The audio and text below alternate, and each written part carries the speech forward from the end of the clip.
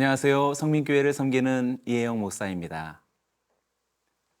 다윗은 시편 103편에서 이렇게 노래했습니다. 내 영혼아 내게 명령하노니 여호와를 기억하라. 성경적인 의미에서 기억이란 단순히 어떤 사건이나 사실을 떠올리는 것이 아니라 오히려 믿음의 근거를 다시 붙드는 행위를 말합니다. 하나님의 은혜를 기억할 때 현실의 고난은 더 이상 끝이 아니라 다시 시작되는 신뢰의 자리가 됩니다. 오늘 시편 기자는 탄식의 깊은 어둠 속에서 시선을 과거로 돌립니다. 시인은 하나님의 구원의 능력을 기억함으로 현재의 혼돈을 건너려고 하는 것입니다. 우리도 인생의 강을 건널 때 이미 그 강을 가르신 하나님을 기억하는 자리에 함께 서기를 바랍니다. 오늘 본문은 시편 77편 10절에서 20절의 말씀입니다. 시편 77편 10절에서 20절 말씀입니다. 또 내가 말하기를 이는 나의 잘못이라 지존자의 오른손의 해 곧 여호와의 일들을 기억하며 주께서 옛적에 행하신 기이한 일을 기억하리이다. 또 주의 모든 일을 작은 소리로 읊조리며 주의 행사를 낮은 소리로 되뇌이리이다. 하나님이여 주의 도는 극히 거룩하시오니 하나님과 같이 위대하신 신이 누구니까. 주는 기이한 일을 행하신 하나님이시라. 민족들 중에 주의 능력을 알리시고 주의 팔로 주의 백성 곧 야곱과 요셉의 자손을 속량하셨나이다. 셀라. 하나님이여 물들이 주를 보았나이다. 물들이 주를 보고 두려워하며 깊음도 진동하였고 구름이 물을 쏟고 궁창이 소리를 내며 주의 화살도 날아갔나이다.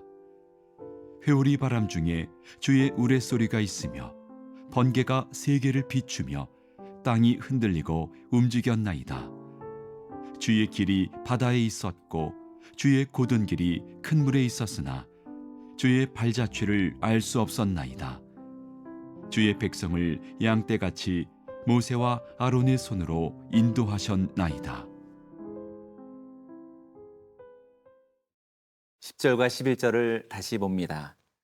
또 내가 말하기를 이는 나의 잘못이라 지존자의 오른손의 해 곧 여호와의 일들을 기억하며 주께서 옛적에 행하신 기이한 일을 기억하리이다. 시인은 이것은 나의 잘못이라고 그렇게 고백합니다.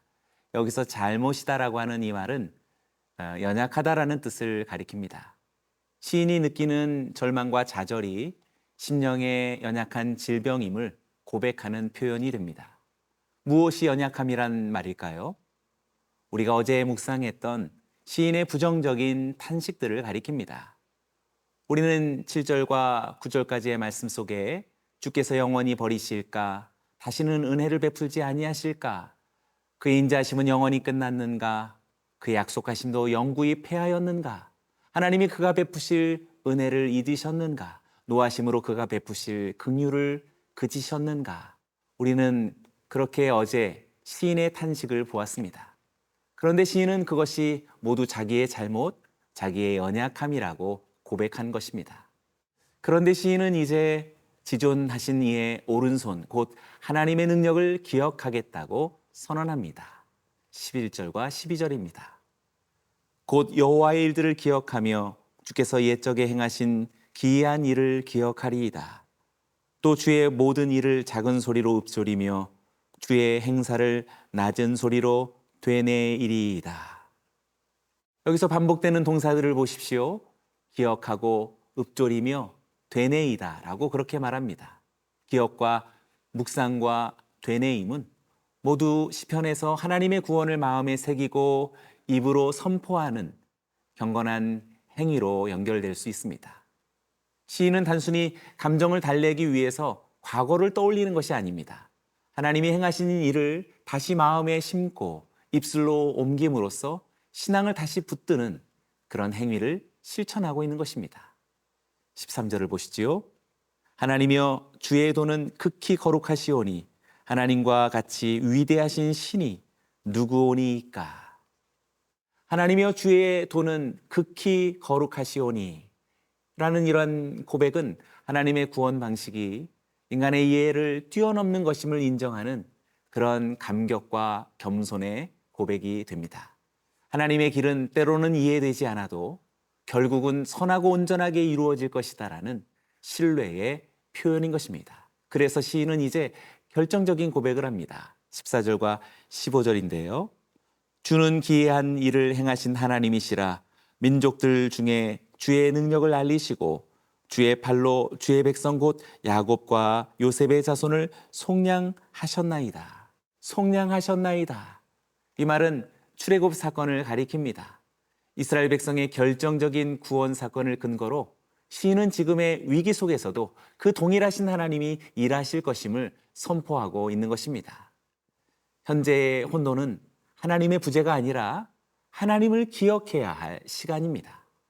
하나님이 멀어지신 것이 아니라 우리가 기억에서 멀어졌을 뿐입니다.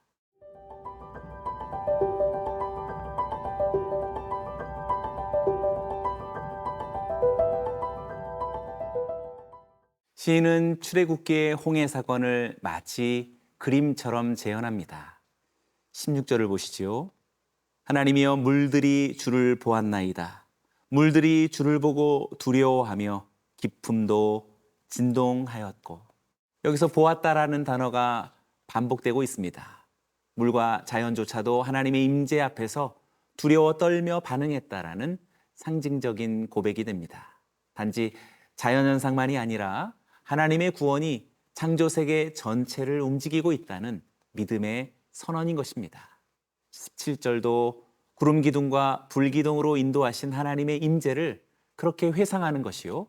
18절은 회오리 바람 중에 주의 우레소리가 있으며 번개가 세계를 비추며 땅이 흔들리고 움직였나이다.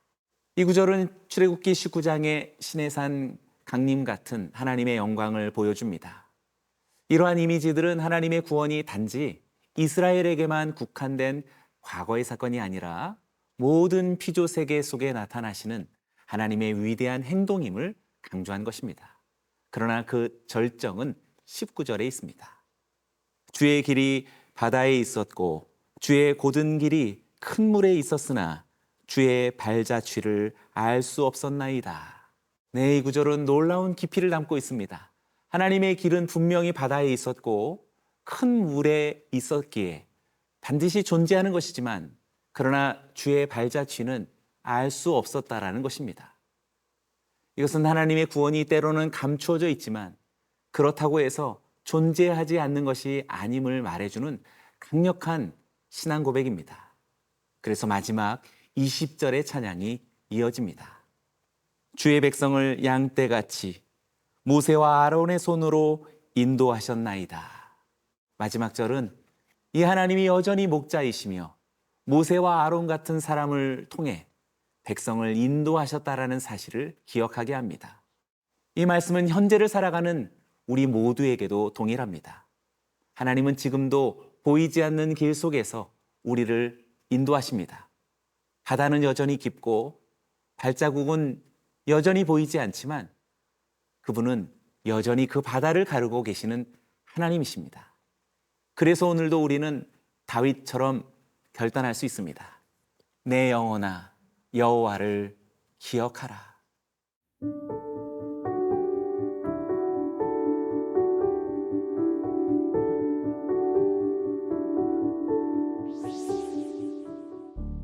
살아계신 하나님, 능력의 주 하나님, 바다를 가르시던 주의 오른손을 오늘도 기억하게 하옵소서. 보이지 않는 길에서도 여전히 일하시는 주님의 손길을 신뢰하게 하옵소서.